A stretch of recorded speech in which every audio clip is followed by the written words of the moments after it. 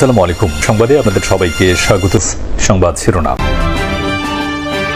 শেষ দিনে ডাকসুতে অভিযোগ পাল্টা অভিযোগে জমজমাট প্রচারণা। নিরাপদ ক্যাম্পাস উপহার দিতে ছাত্র দলের শপথ। নির্বাচন উৎসব মুখর করতে প্রধান উপদেষ্টার নির্দেশনা।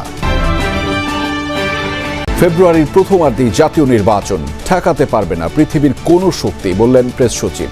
এবারের ভোট পুলিশের জন্য অগ্নি পরীক্ষা, মন্তব্য আইজিপি। কিভাবে চাপের মধ্যেও নিরপেক্ষ থাকা যায়, মানুষের আস্থা অর্জন ও নিরাপদ পরিবেশ তৈরি করা যায়। নির্বাচন যে করেই হোক ফেব্রুয়ারির প্রথমার্ধের মধ্যে নির্বাচন হবে। পৃথিবীর কোনো শক্তি নাই এই নির্বাচনকে ঠেকাতে পারে। জাতীয় নির্বাচন নিয়ে কোনো শঙ্কা দেখছে না বিএনপি, বললেন মির্জা ফখরুল। তারেক রহমান এলে অর্ধেক প্রচারণার কাজই হয়ে যাবে, মন্তব্য সালাউদ্দিন আহমদের। ভোলায় মাদ্রাসা শিক্ষক হত্যার ঘটনায় মামলা হয়নি এখনো। বগুড়ায় ফিলিং স্টেশনে কর্মচারীর হাতে ক্যাশিয়ার খুন, মূল অভিযুক্ত গ্রেফতার।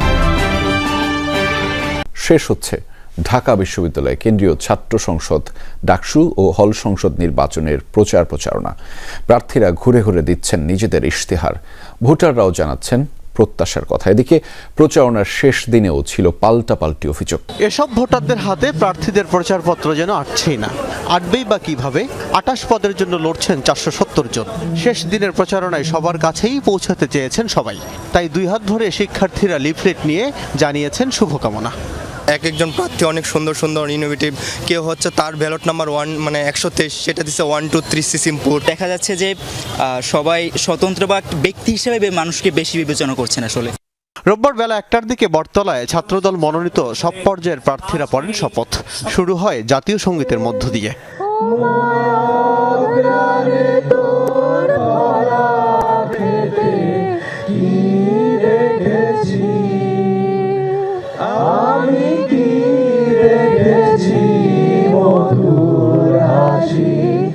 দেশের স্বাধীনতা ও সার্বভৌমত্বের প্রশ্নে কোনো আপোষ না করার শপথ নেন সবাই।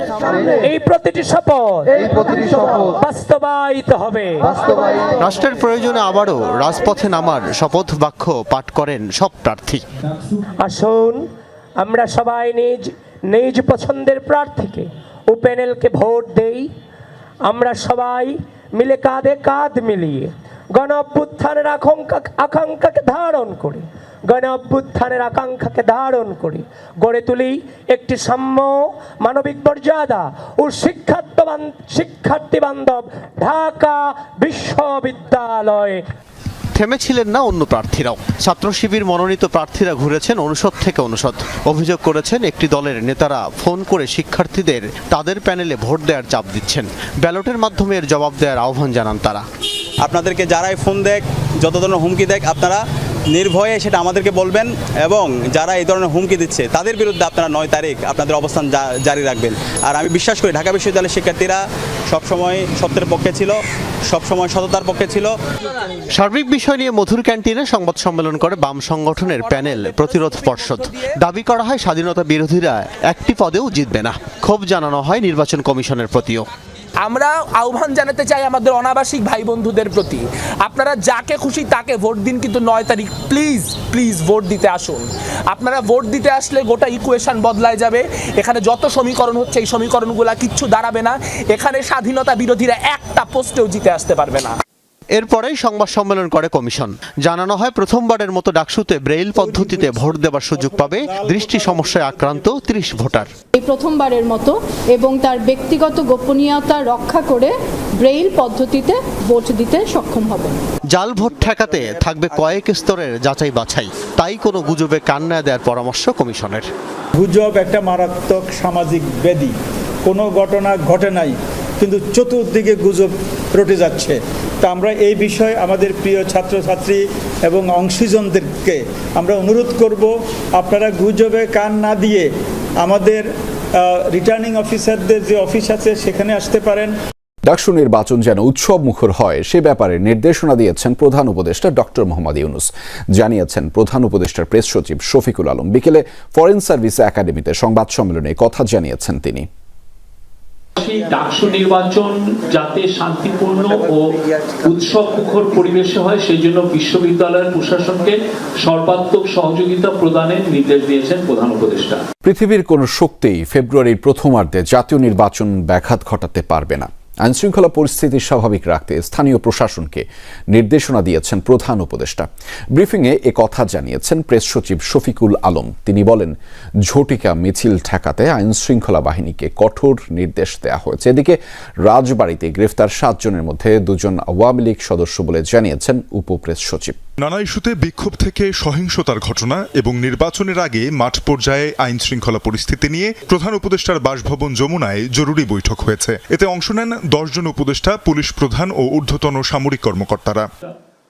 পরে ফরেন সার্ভিস একাডেমিতে বৈঠকের সিদ্ধান্ত গণমাধ্যমকে জানান প্রধান উপদেষ্টার প্রেস সচিব শফিকুল আলম। তিনি জানান, দেশব্যাপী আইন শৃঙ্খলা বজায় রাখতে স্থানীয় প্রশাসনকে সক্রিয় হতে নির্দেশ দিয়েছেন প্রধান উপদেষ্টা। সেই সাথে ঝটিকা মিছিলের বিষয়ে কঠোর অবস্থান নেবে আইন শৃঙ্খলা বাহিনী। গণতান্ত্রিক অগ্রযাত্রাকে ব্যাহত করার জন্য সকল শক্তি নিয়ে মাঠে নামছে। এটা এখন আইন শৃঙ্খলা পরিস্থিতি নয়, এটা একটা জাতীয় নিরাপত্তা ইস্যু হয়ে দাঁড়িয়েছে। বৈঠকে সিদ্ধান্ত হয়েছে ঝটিকা মিছিল সহ বেআইনি সমাবেশের বিষয়ে মনিটরিং জোরদার করতে হবে। এর নেপথ্যে যারা সক্রিয় রয়েছেন তাদের বিরুদ্ধে কঠোর আইনি ব্যবস্থা নেওয়া হবে। প্রেস সচিব জানান, রাজবাড়ীতে সহিংসতার ঘটনায় 7 জনকে আটক করা হয়েছে। জড়িতরা স্থানীয় প্রশাসনের সাথে দফায় দফায় বৈঠকের পর শান্তিপূর্ণ সমাধানের প্রতিশ্রুতি ভঙ্গ করেছে। বারবার মিটিং করা হচ্ছে। তারা দিন প্রেস ক্লাবে যে ওনারা তাদের কমিটমেন্টেরও কথা বলেছেন যে তারা তাদের যে বিক্ষোভ এটা শান্তিপূর্ণ রাখবেন।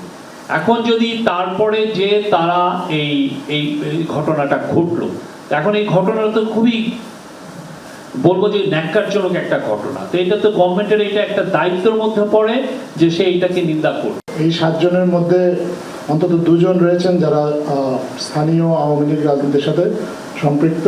ফেব্রুয়ারির প্রথমার্ধে জাতীয় নির্বাচনের বিষয়ে সরকারের অবস্থান আবারও স্পষ্ট করেন প্রেস সচিব। যে করেই হোক ফেব্রুয়ারির প্রথমার্ধের মধ্যে নির্বাচন হবে। পৃথিবীর কোনো শক্তি নাই এই নির্বাচনকে ঠেকাতে পারে।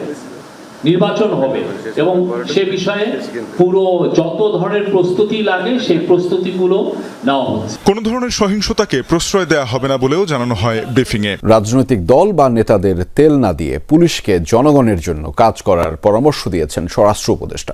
শুধু আইন শৃঙ্খলা বাহিনী নয়, জনগণ, রাজনৈতিক দল আর নির্বাচন কমিশন সহ সংশ্লিষ্টদের সহযোগিতা ছাড়া উৎসব মুখর আর সুষ্ঠু নির্বাচন সম্ভব নয় বলেও মনে করেন তিনি। সকালে রাজারবাগে নির্বাচনী প্রশিক্ষণ কর্মসূচির উদ্বোধন অনুষ্ঠানে এসব কথা বলেন তিনি। যতই চাপ আসুক, নির্বাচনের আগে লটারির মাধ্যমেই পুলিশের বদলি করা হবে বলেও আবারও জানিয়েছেন অবসরপ্রাপ্ত লেফটেন্যান্ট জেনারেল জাহাঙ্গীর আলম চৌধুরী। এ সময় পুলিশের আইজি বাহারুল আলম বলেন, এবারের নির্বাচন পুলিশের জন্য অগ্নি পরীক্ষা। চাপের মধ্যে থেকে নিরপেক্ষভাবে দায়িত্ব পালন করতে পুলিশ সদস্যদের প্রতি আহ্বান জানিয়েছেন তিনি। আপনাদের আমি বলছি যে আপনারা কিন্তু রাজনৈতিক দলের থেকে একটু দূরে থাকবেন। আমি এর আগে বহুবার আপনাদের বলছি, আপনারা এখন যদি তেল দেওয়া শুরু করে দেন, আপনাদের কিন্তু নির্বাচনের পর আপনাকে তেল শেষ হয়ে যাবে। এখন যার কাছে যে তেলটা রিজার্ভ করে রাখছে সেই সময় কিন্তু তেল দিয়ে উঠে যাবে। এই জন্য আপনারা কোনো দলের দিকে যাবেন না, আপনারা একেবারে জনগণের যে আশা আকাঙ্ক্ষা এটা পূরণ করার জন্য আপনারা চেষ্টা করবেন। এই প্রশিক্ষণের মধ্য দিয়ে আমরা জানব কিভাবে চাপের মধ্যেও নিরপেক্ষ থাকা যায়।